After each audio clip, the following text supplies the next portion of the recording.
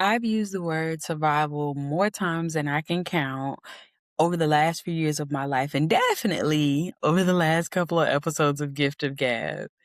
Here on Gift of Gab, I've talked about how my life was built brick by brick on a foundation of survival, from the college degree I got to the job that I've been working for the last 20 years that has left me burnt out, and me admitting, even in my from surviving to thriving episode, that I have been afraid to thrive because survival is all I've known. It's familiar to me. And if I'm being completely honest, what I recognize now is that survival saved my life many times and in many ways. It carried me, it protected me, it got me this far.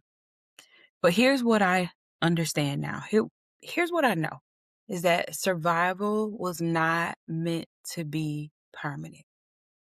So, welcome into Gift of Gab's very first series, From Valley to Victory, where we begin the work of stepping out from head survivor in charge to a role more rooted in freedom, healing, and thriving. Surviving got us here. Now it's time to grow.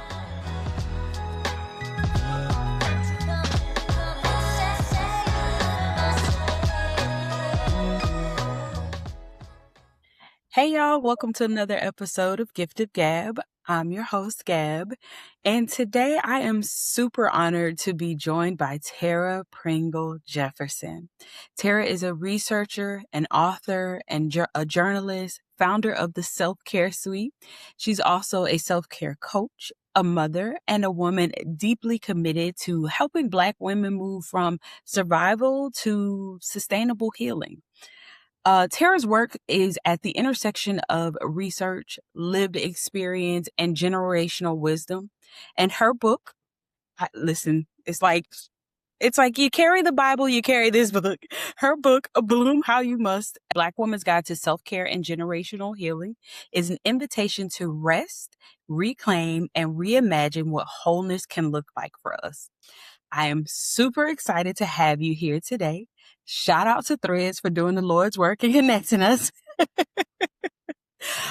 So this book, I came across Tara's book on Threads.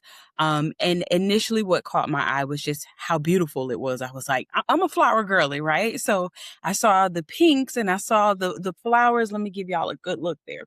I saw the flowers and I saw the three Black women, and I was like, that looks like something I want to read. And on top of that, the title is just fantastic, right? So I was like, I want to dive into that. And I did. And before I actually before I dived into it, I was like, I reached out to Tara and I said, hey, Tara, I'd love to interview you on my podcast. And she obliged quickly. And I was just like, wow. But I was like, let me dive into the book first and then I'll circle back to you and we'll talk through things. And I'm so glad I did. So before I dive into the questions, Sarah, I again want to say thank you so much for this book.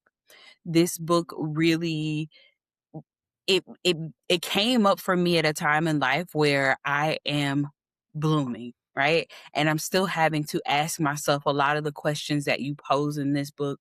I'm having to ask life some of the questions that you pose in this book.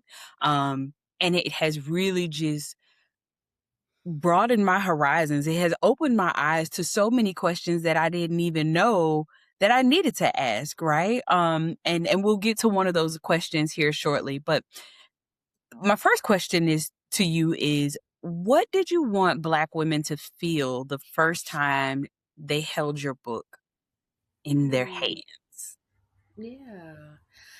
I think throughout the whole process, my main goal was that Black women felt seen. Hmm. And just like you were talking about, like being drawn to the cover and seeing the Black women, like there were different iterations of the cover that didn't have Black women on it. It was just the title and flowers or maybe it was like women, but you couldn't really tell that they Right. were black. You could just see like the clothes and things like that. Hmm. And ultimately, I chose the cover, or we chose the cover that we chose because I wanted women to immediately see the book, Hmm. immediately see black women, Yeah. immediately see the florals and see us adorned the way that we should be. Yeah. And I wanted us to be seen not just through the cover, but through the pages as Right. well. I wanted you to see yourself. I wanted you to see your mom. I wanted you to see Yeah. your sisters, your friends. I really wanted us to feel like, oh, this is a book for me. Like this is a book that Yes. was written speaking directly to my heart, to my lived experiences, some of the other black women that I know. And as you go deeper and deeper into the book, like I'm hoping that you have more and more of those, oh wow, like I didn't know, that other people felt that way, or I didn't Mhm. know like this is me on this page in this book Yeah. that I got, from the store. Because I know when I was before, I would be Hmm. looking for wellness books and books for Black women on self care or healing, or like, how do I do this, or what's going on? And there's more of them now for sure. Right. But, Absolutely. 10, 15 years ago, oh my goodness, like most of the authors who are writing wellness books or Yeah. self-help or self-care guides, they were white women for the Yeah. most part. And I said, well, what about us and our Yeah. experiences, our backgrounds? We're coming at this from different angles, from different generations. So I really do feel, I hope that everybody who picks up the book, that you feel seen first and foremost. Absolutely.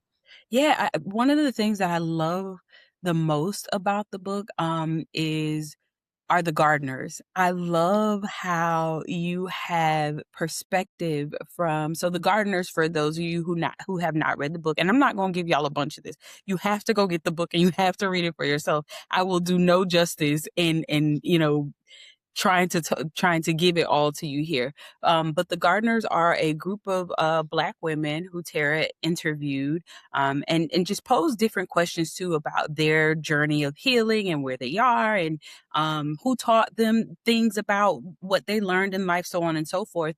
And there are excerpts from the women throughout the book. And just like you said, Tara, there's an opportunity there for you to say, dang, somebody else feels that way. Somebody else thinks that way. Somebody else had that trauma and they overcame it. That for me, it was a mirror, right? It was an opportunity to just see me. And like you said, I think you did a wonderful job of helping us to not just see ourselves, but to see other women in the book, right? Friends, mothers, I saw a lot of my grandmother. I don't know why. I wasn't very close to my grandma, but a lot of the things that were posed generationally, I thought about my grandmother, right? I thought about her in the respect of opportunity. When you talk about rest and how, as a black woman, you got the strong black woman trope and you just kind of keep going. And sometimes we look at ourselves or each other in this day and time where we get the opportunity, we have the right to rest a bit more, right? And we look at our grandparents and great grandparents and we're like, but they kept going and they didn't need all this rest. They didn't have, they weren't allowed to have this rest. We are. That is our right. That is what they fought for. So y'all, I can go all day. I can probably quote this book a little bit here and there. But it is just phenomenal. I think you did a phenomenal job of just allowing us to hold up a mirror to our lives. And the gardeners are just some of my favorite excerpts to read throughout the book. Now throughout the book, you repeatedly ask the reader, the gardeners, and sometimes even yourself, Mhm. who taught you? Who taught you what it means to rest? Who taught you how to rest? Who taught you care? Who taught you worthiness? I even love that you pose this question as it relates to sex and sexuality. Who taught you these Yeah. things? So, why was it important for you to invite readers and even the gardeners to reflect in this way? Yeah. For the most part, I think that we as women, we feel like we're coming to these conversations, completely, unbiased, or we don't really have, we're still trying to figure it out. But we really do have years and years and years of conditioning of being taught these messages, even if they weren't overt, even if somebody didn't sit you down and say sex is bad, you shouldn't be Right. having sex, you should be, even if somebody didn't say that, you would see like little, side eyes that the women at church might give you if you were talking to a boy after service, or Yeah. just little things like that shape the way that you see yourself, your body, your sexuality. And that happens across the spectrum, with regard to your sexuality, with regard to your spirituality, the way Yeah. that you are as a creative, the way that you tend to your mental health.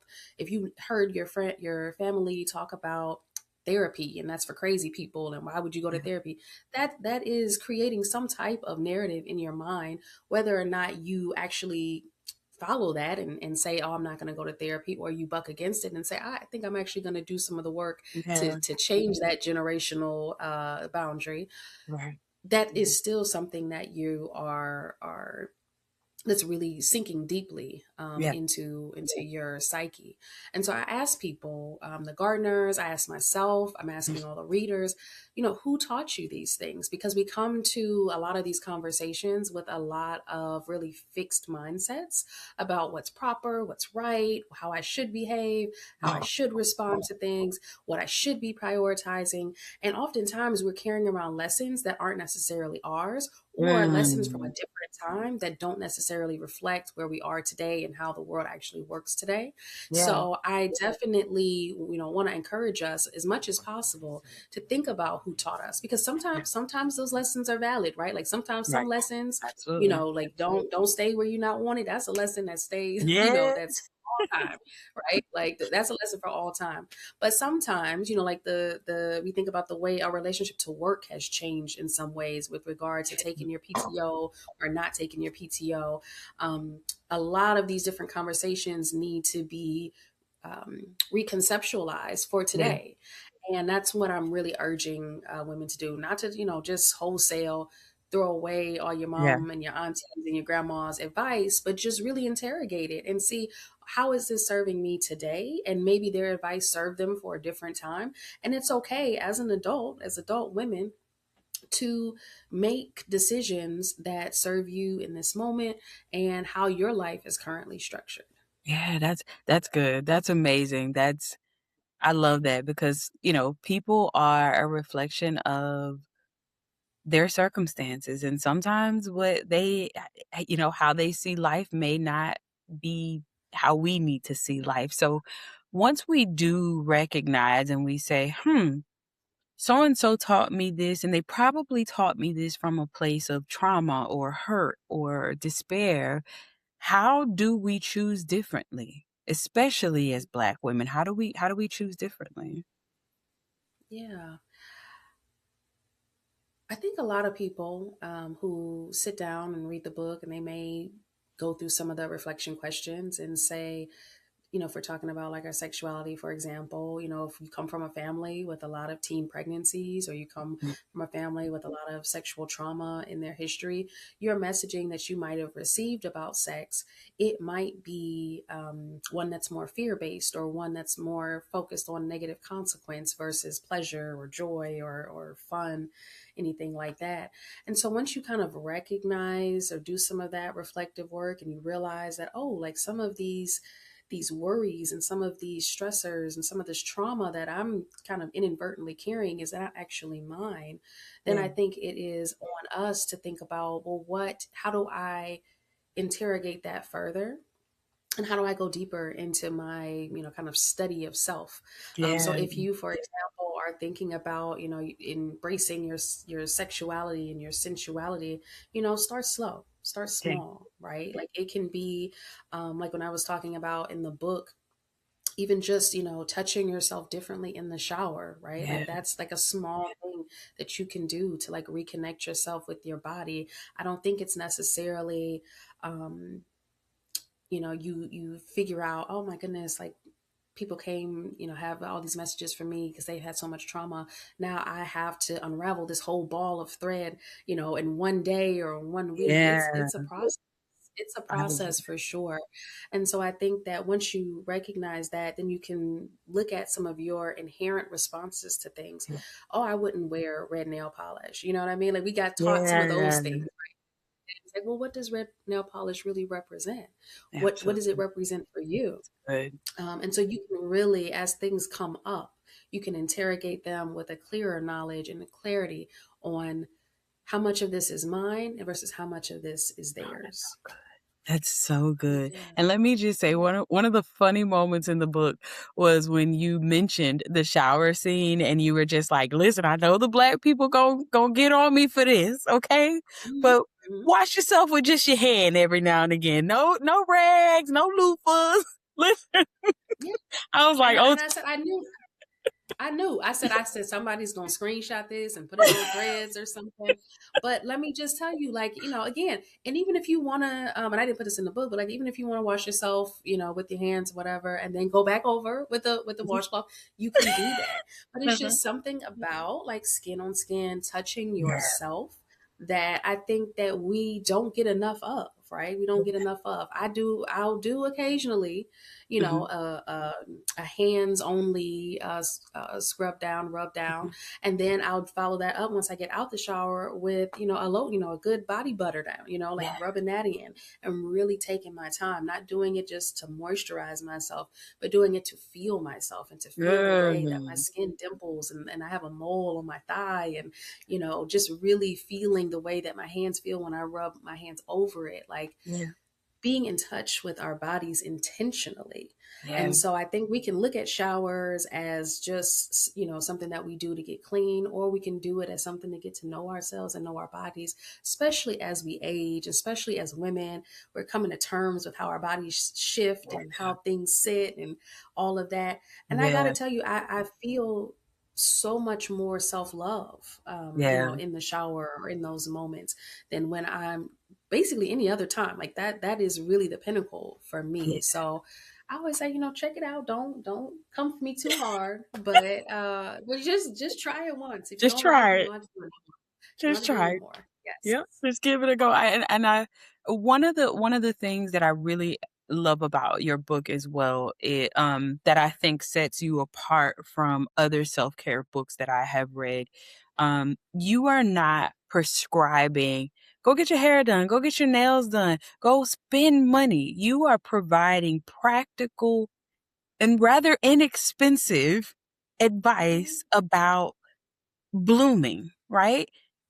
Take time with yourself, plant a garden, Yeah. go on walk, different just things that just will allow you to hear yourself, to see yourself, right? As opposed to go out and do all of these external things, get these external things, spend money here, spend money there, and then you'll find yourself. No, you are really offering the advice that get in touch with yourself, understand the way you think, why you think that way, how you move when the sun is setting a certain way. Like to me, that's how deep this book helped me to think, right? Like, how do I feel on Tuesdays? Is this a every Tuesday kind of thing? Or is it just Tuesdays in certain months? And I love that, because a lot of times as it relates to self-care, we tend to get the advice of, oh, just go get a massage.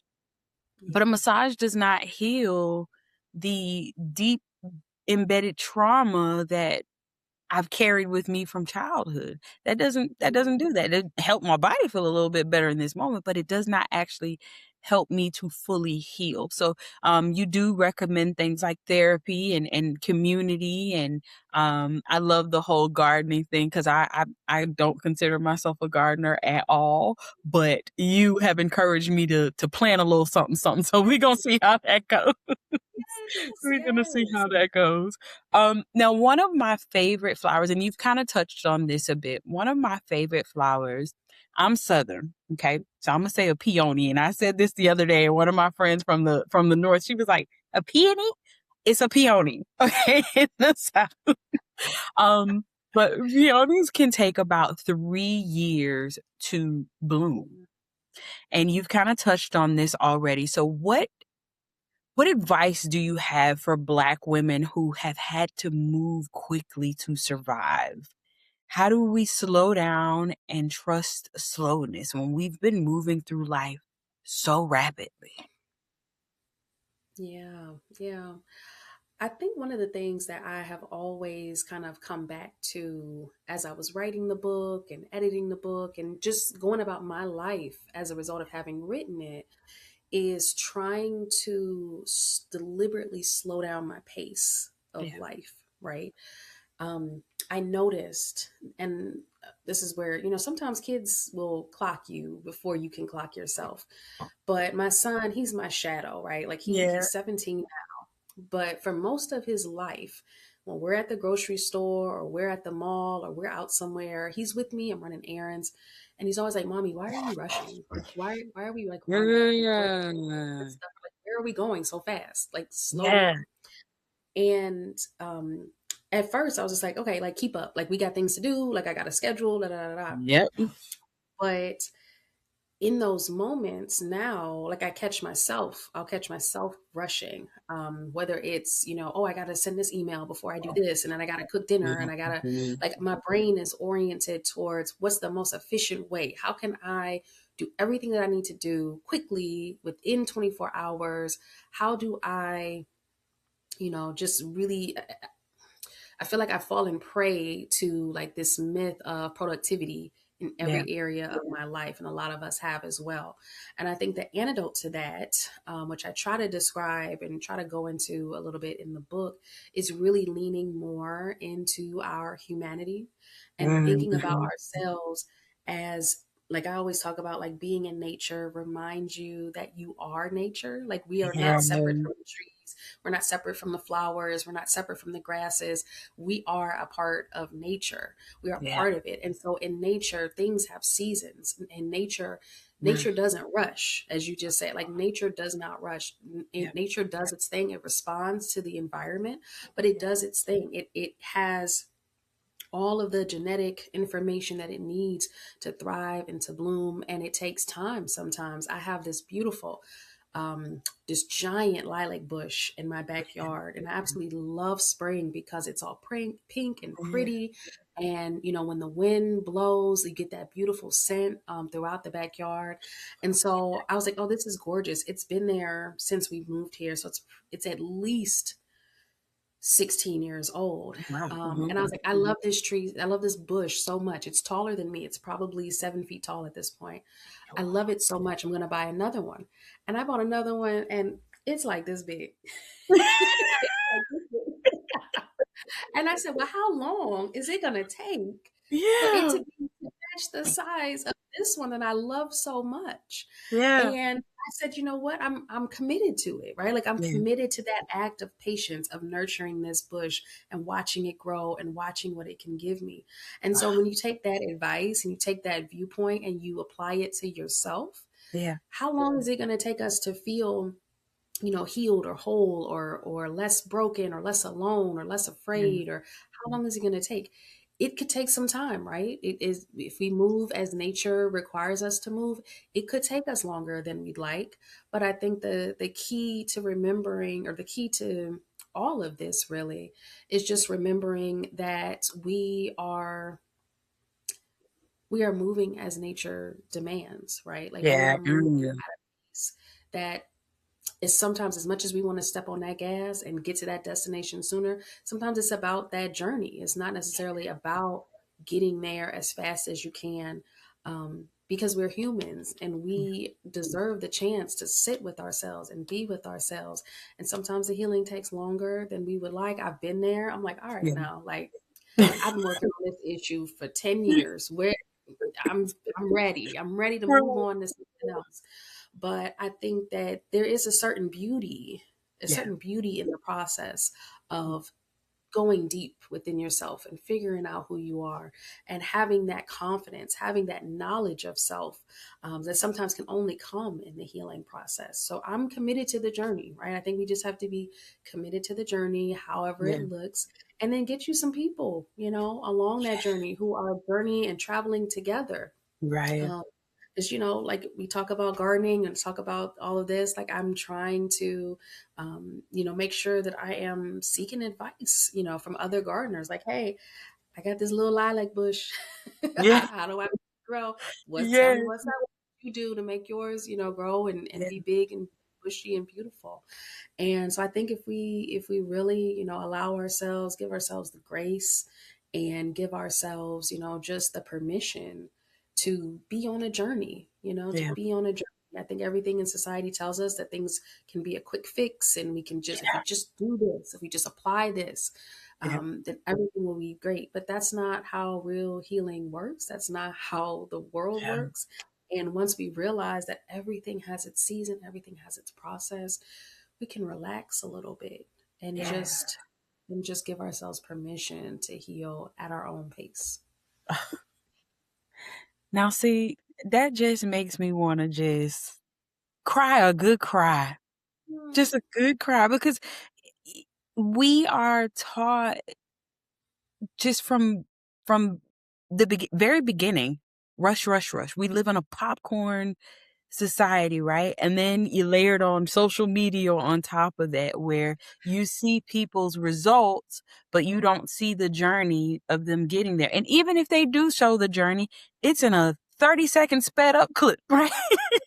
curated. Yep. Mm-hmm. So that, I think one of the things your book does great as well is you give us permission, Hmm. because I'm sure a lot of women like myself out there, we didn't get permission growing up. Yeah.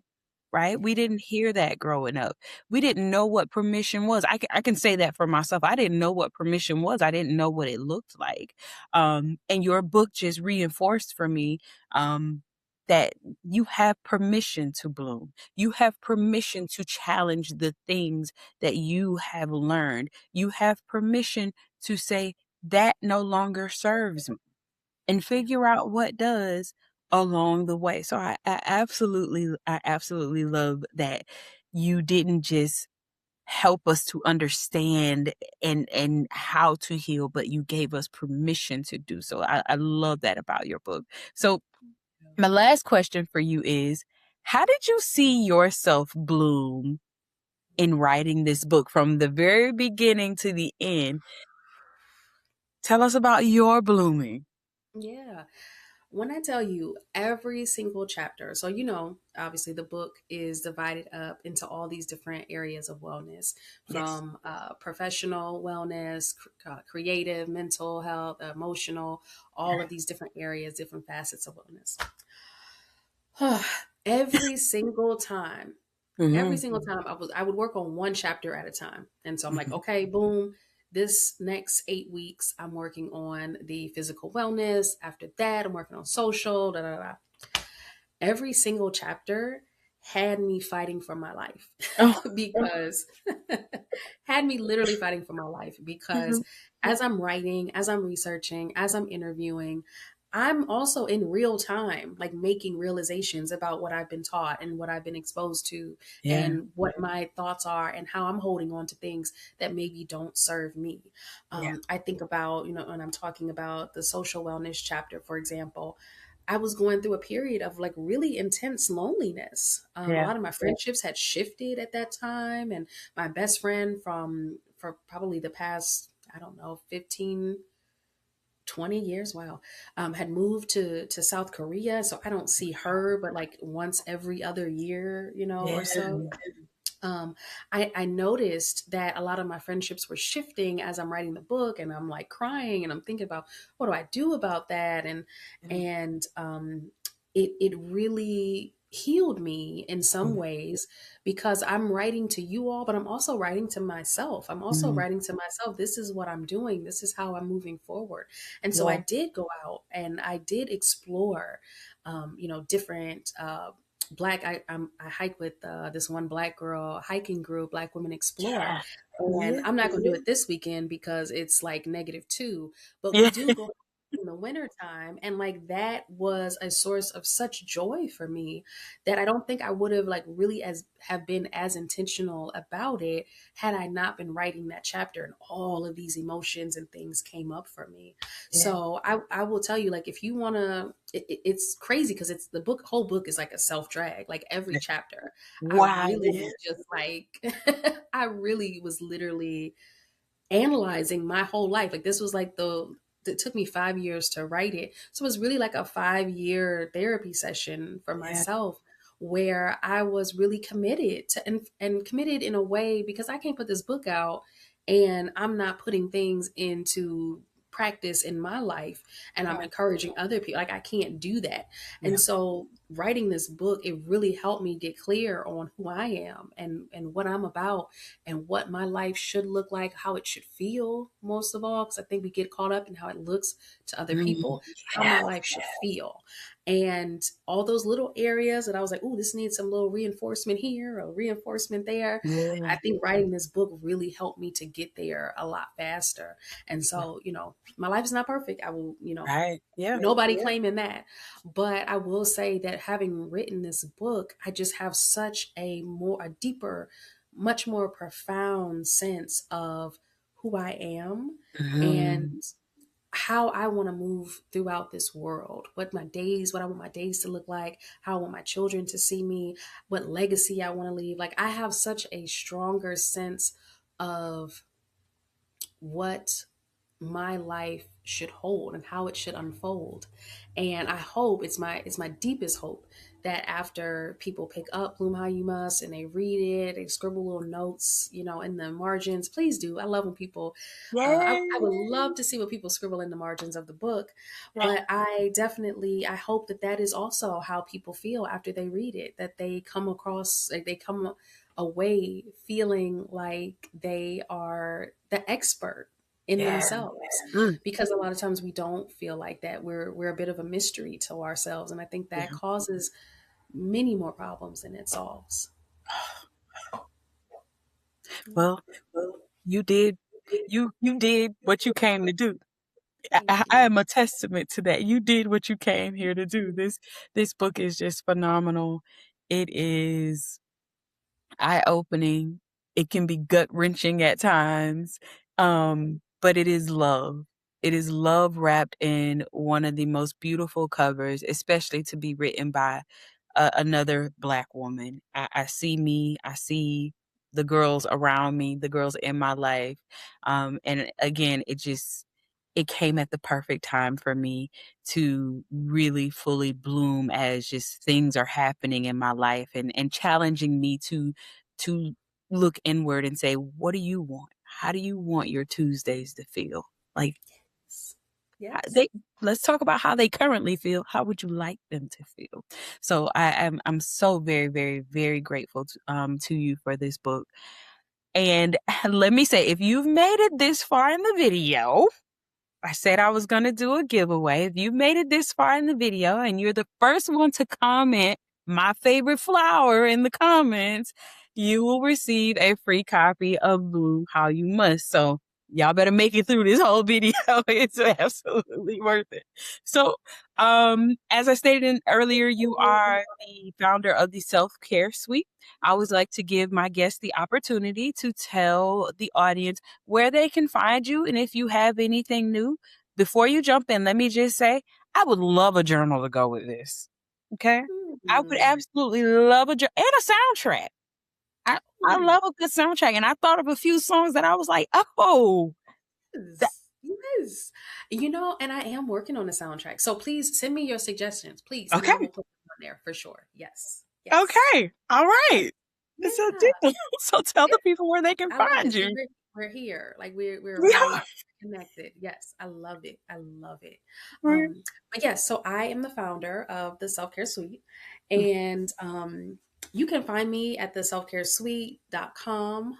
Self Care Suite on Instagram, Facebook. I'm not on Threads. On there, but I am on Threads at Where Women Bloom, and I am just really happy to be chatting with you today. I love your beautiful words for my book baby, and I hope that people get a chance to read the book and they come away feeling just like you did. Like that is what I hope and intended for people to be able to feel once they read Bloom. Yeah. They absolutely will. And let me say, y'all, her Substack is also very good. One of the recent articles that you wrote, I read earlier about slowing down, having more of an analog life. Let me tell you, I switched my my Apple Watch to an analog face. And I was Oh, like, I can't tell time by analog clock anymore. Let me do what Tara said in her article. Let me get a little more analog in my life because I'm losing.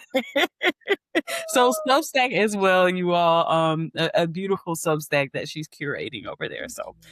um, Thank you. thank you again for reminding us that blooming doesn't happen overnight. Mhm.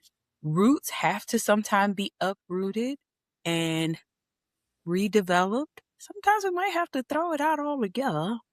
Yeah. Soil has to be tended to time and time again. It takes time. But you are free. You have permission to bloom how you must. Mm. Thank you so much again for being here. Y'all know what we say always around these parts. Take care of yourselves. Take care of each other. Until next time.